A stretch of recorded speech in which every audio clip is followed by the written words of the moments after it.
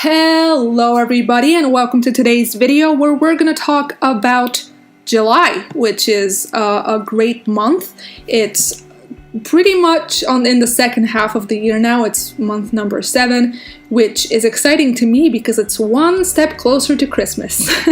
And Christmas, in case you guys didn't know, is my favorite holiday. It's more important to me than my actual birthday. So any closeness that I could feel to Christmas, I'm gonna take that. Thank you very much. And today, as you're about to see in a couple of seconds here, I am about to make a mistake. Yeah, okay, so we're gluing stuff down, right? Chop shop, very fancy stuff. And you'll see me write the month of June.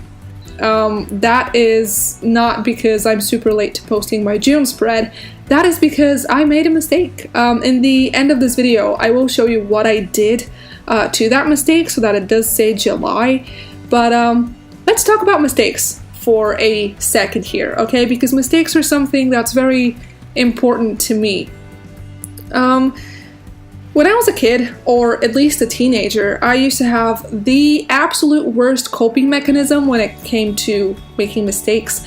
If I were to make like a wonky line on an illustration or something, I would immediately go to belittling myself and saying stuff like, "You're not good enough, you're way in over your head here, and you should just stop and not proceed with this any longer, just quit." Or if I wrote a sentence in a poem that I hated the next day, I would tell myself that I'm wasting my time. Like, I'm obviously not in the same league as other people, so why would I even try? And that is the absolute worst approach that you can have to mistakes, okay? I am way wiser now, let me tell you. At 23, which total classic millennial sentence, I'm 23, so I'm like way wiser. I've learned a little bit more. So I mean, I've learned a lot since I was 15 or 16. And I think I have a better way of coping with mistakes now. And I want to share that with you in case you're still in that space and frame of mind that makes you think that you're not good enough, okay? I think we should all just embrace our mistakes. Mistakes happen to every single person on the planet. If you make a stupid decision, that does not make the planet stop turning, you know? And heck, it's a bad decision that's probably gonna be forgotten in like a year's time. So why would you let it hang over you? I think, and I'm very proud of this, at this point in time I have a pretty darn good metaphor or example of how to think about mistakes in a non-toxic way, which is, imagine your mistakes as beads. And if you're, zeroing in on life as a whole, on a specific project, on an experience, think of those mistakes as beads. And at the end of those beads, you're gonna find a whole necklace or a whole bracelet. That's gonna be beautiful. But without those beads to make it whole, you're never gonna get there. So embrace the mistakes as learning experiences. They are making you better. They're making you wiser. I'm definitely gonna be more careful about I'm gonna be more concentrated in making my spreads. Just so that I know I'm not gonna make this mistake again. And mistakes just have a way of making you a better person because you will be more mindful the next time. You'll do something different, something better the next time. So, you know what? I think mistakes are something good and something that we should stand by proudly, unless you just killed somebody, in which case please don't stand next to it proudly. That's pretty bad. It's a pretty bad idea. Don't do that again, please, and don't embrace it. But July, let's talk a little bit about July as a month for me. I am traveling over to see my family in the mountainsides of Bulgaria, because my little cousin is getting married. I know, I did say little cousin. How exciting for my ego that is. My little cousin is getting married, and I am one of the bridesmaids, so naturally I'm gonna attend. I mean, I was gonna attend even if I wasn't a bridesmaid. That made it sound like I was pretty sketchy. I am really looking forward to that wedding. I have my dress all sorted and I have a little flower crown, and I'm gonna go in my Converses because I hate high heels. They poke my brain and my legs and I can't run, and it's a pain for everybody. So I'm just gonna wear my Converse shoes. And I also have a Penguin book event that I am going to at the end of July. So I have a little bit of waiting to do for that, but it's still very exciting. So you're gonna see me write it down in my calendar in a couple of seconds.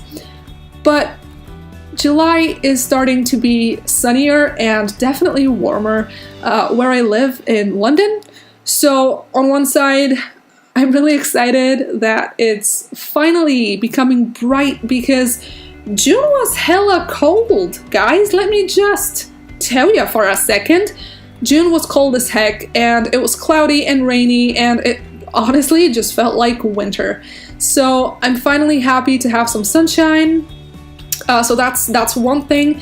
And also throughout the month of July, I have some illustration projects that I really want to post on my social media. So I have 2 projects that are going to be running sort of side by side-ish on my illustration Instagram, which is linked down below in case you guys wanted to go and check it out. One of them is a self-care project, which I'm really excited about. I'm really proud of.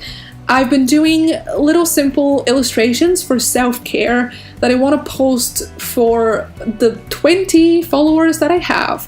Honestly, even if just one person sees like a self-care message and thinks better of themselves, that'll be a mission fulfilled, because, you know, some of them, again, are about making mistakes and being proud of them, and others are about, you know, having hair on your legs, because yes, I am a woman, I have hair on my legs because I am human, just like you, we're all just animals. And, you know, not battering yourself when you make a bad decision, just stuff that is meant to support you if you're going through a rough time, which I know that I've needed at certain points in my life. So I'm really excited to be posting those for other people to see and hopefully make somebody better. So I'll be doing that. And then I also have a children's illustration series, which I don't really know how I'm gonna fit in there.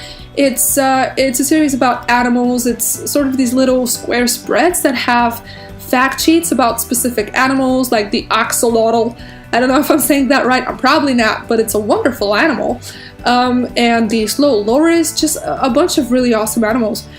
And I'm excited about both of those projects. I'm excited to finally, hopefully, finish my book and read a bunch of new books and just travel around and have a good time, and maybe try and find a part-time job that lets me leave the house, because at this point in time, I'm working on so many creative stuff for my, well, I'm sort of self-employed at the moment, that I'm just stuck in the house all day, and it's getting irritating.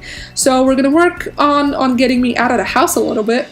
We're nearing the end of this video, by the way, and I just wanted to stop and say thank you so much for watching. I'm about to show you some close-ups of the spread as a whole, and then show you what it looked like when it actually said July. How exciting!